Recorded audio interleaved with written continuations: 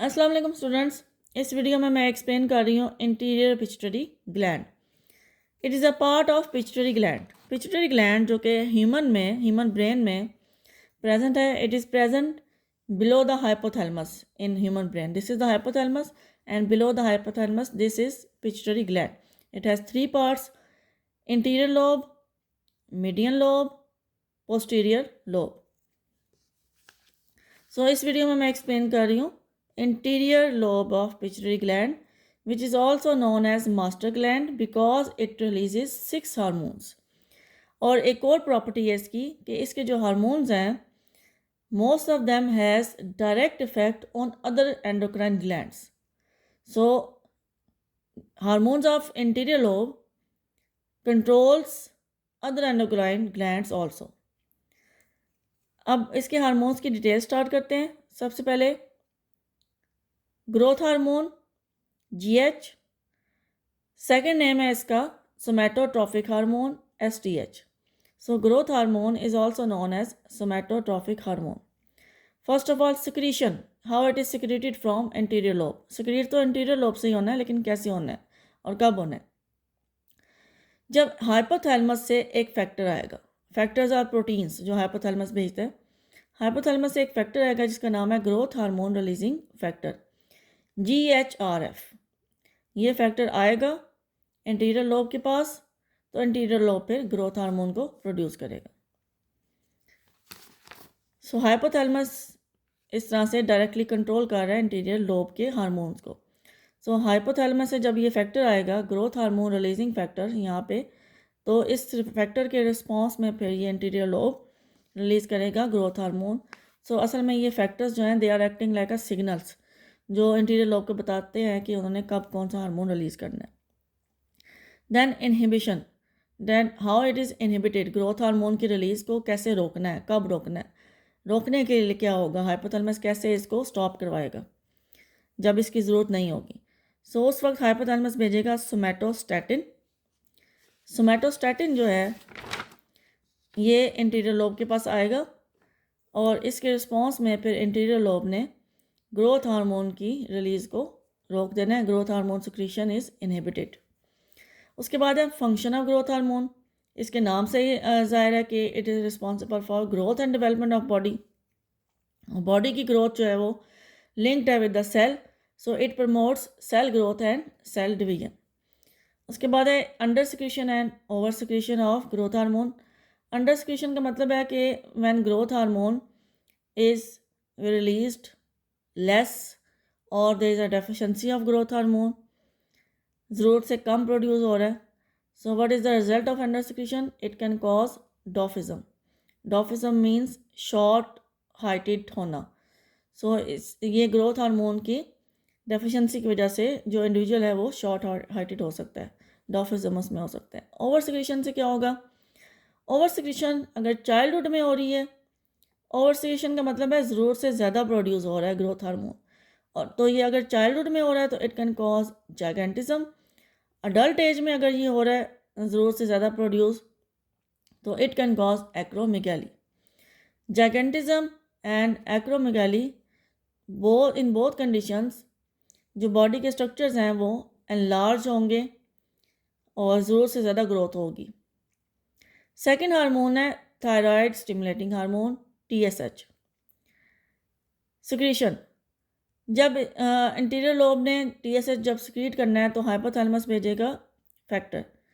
Factor का नाम है थायरोट्रोफिन रिलीजिंग फैक्टर। तो इस चीज़ का आपने ध्यान रखना है, कुछ हार्मोन्स के नेम के एंड पे ट्रॉपिक आ रहा है और कुछ फैक्टर्स के नेम के एंड पे ट्रॉफिन आ रहा है। तो ट्रॉफिन को आपने ट्रॉपिक नहीं करना और ट्रॉपिक को आपने ट्रॉफिन नहीं करना। So TRF thyrotrophin releasing factor आएगा इंटीरियर लोब के पास।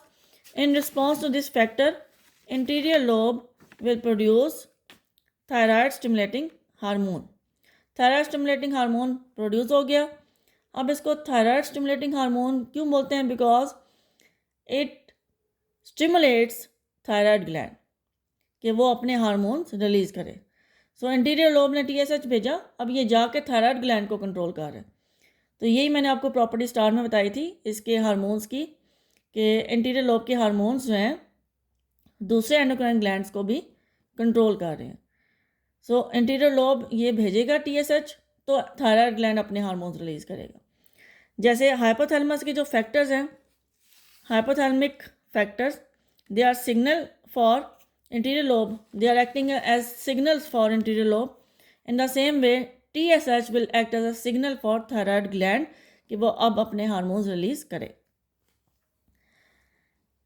नेक्स्ट है एड्रीनोकॉर्टिकोट्रोपिक हार्मोन ACTH। इसकी एक्सक्रीशन कैसे होगी? सबसे पहले हाइपोथैलेमस से आएगा फैक्टर जिसका नाम है कॉर्टिकोट्रोफिन रिलीजिंग फैक्टर। फैक्टर्स के एंड पे मोस्टली आ रहा है ट्रोफिन, कॉर्टिकोट्रोफिन रिलीजिंग फैक्टर आएगा हाइपोथैलेमस से। In response to this factor interior lobe will produce ACTH। अब ये जो ACTH है ये जाता है एड्रीनल ग्लैंड के पास। एड्रीनल ग्लैंड किडनीज के ऊपर प्रेजेंट होता है, हर किडनी पे एक एड्रीनल ग्लैंड, तो दोनों किडनीज के ऊपर एक एक ये ग्लैंड प्रेजेंट है। It has 2 parts, adrenal cortex and adrenal medulla. ACTH will act on adrenal cortex. Adrenal gland के कॉर्टेक्स वाले एरिया पे ये जाके एक्ट करेगा, उसको स्टिमुलेट करेगा कि वो अपने हार्मोन्स रिलीज करे। एड्रीनल कॉर्टेक्स के हार्मोन्स हैं corticosteroids which is a category of hormones, और इस कैटेगरी में हार्मोन्स ये आ जाते हैं, कॉर्टिसोन हार्मोन आ जाता है और एल्डोस्टेरॉन हार्मोन आ जाता है इस कैटेगरी में। सो ACTH जो इंटीरियर लोब से आ रहा है ये कंट्रोल कर रहा है एड्रीनल ग्लैंड, एड्रीनल कॉर्टेक्स के हार्मोन्स की सिक्रीशन को। जैसे TSH जो था वो थायराइड ग्लैंड को कंट्रोल कर रहा था, उसके हार्मोन्स की सिक्रीशन को कंट्रोल कर रहा था। ACTH कब प्रोड्यूस होगा? जब ब्लड में स्टेरॉयड लेवल जो है वो चेंज होगा, और या फिर स्ट्रेस, जब स्ट्रेस कंडीशन आएगी, हाइपोथैलेमस स्ट्रेस फील करेगा, for example cold, heat, pain या इन्फेक्शंस, तो इन कंडीशंस में हाइपोथैलेमस सिग्नल भेजेगा एड्रीनल उसको एंटीरियर लोब को कि वो प्रोड्यूस करे ACTH। Next hormone, 3 hormone explain किए हैं, फोर्थ जो है that is FSH। FSH is short for follicle stimulating hormone. Second जो फिफ्थ है that is LH which is a short for luteinising hormone. अब ये जो LH है ये फीमेल्स में इसको LH ही बोलेंगे, लेकिन मेल्स में LH का नाम है ICSH, interstitial cell stimulating hormone. Interstitial cell stimulating hormone, ये इसका नाम जो है ये मेल्स में यूज़ होगा, और ये वाला इसका नाम जो है वो फीमेल्स में यूज़ होगा। 6th हार्मोन है LTH, शॉर्ट है ये ल्यूटियोट्रोफिक हार्मोन का, और LTH या ल्यूटियोट्रोफिक हार्मोन का सेकंड नेम है प्रोलैक्टिन। अब ये तीनों जो हार्मोन्स हैं ये एक ही टॉपिक में एक्सप्लेन इसलिए हो रहे हैं because all these 3 hormones are collectively known as gonadotropic hormones. They are called gonadotropic hormones because these hormones will act on gonads. Gonads किनको बोलते हैं? जो सेक्स ऑर्गन्स होते हैं, ovaries in females and testes in males. तो ये basically ये hormones इन gonads पे जाके एक्ट करते हैं, और इनके जो रिप्रोडक्टिव फंक्शंस होते हैं इन गोनेड्स के, ओवरीज के और टेस्टिस के, उनको जाके ये रेगुलेट करते हैं, उनको जाके ये कंट्रोल करते हैं। तो इसलिए इन तीनों को गोनेडोट्रोपिक हार्मोन्स भी बोलते हैं।